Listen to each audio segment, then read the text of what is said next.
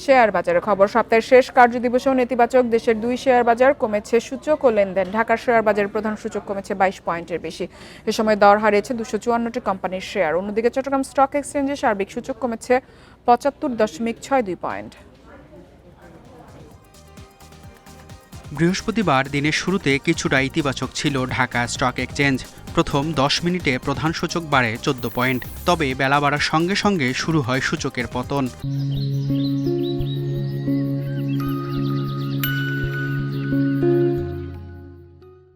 দিন শেষে ডিএসইএক্স সূচক 22.49 পয়েন্ট কমে অবস্থান করছে 4831 পয়েন্টে। সূচকের সঙ্গে ডিএসইতে কমেছে লেনদেনও। আজ 303 কোটি 14 লাখ টাকার শেয়ার লেনদেন হয়, যা আগের দিনের চেয়ে 72 কোটি 64 লাখ টাকা কম।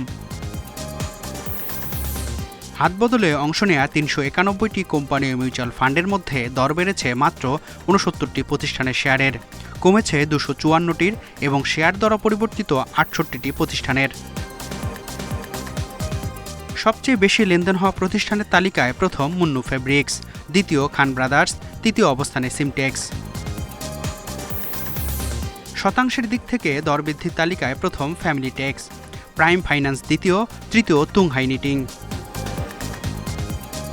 অন্যদিকে চট্টগ্রাম স্টক এক্সচেঞ্জের সার্বিক সূচক 69.84 পয়েন্ট কমে অবস্থান করছে 13,624 পয়েন্টে। লেনদেন হয়েছে 4 কোটি 51 লাখ টাকার শেয়ার। মেহেদী হাসান, ইন্ডিপেন্ডেন্ট নিউজ, ঢাকা।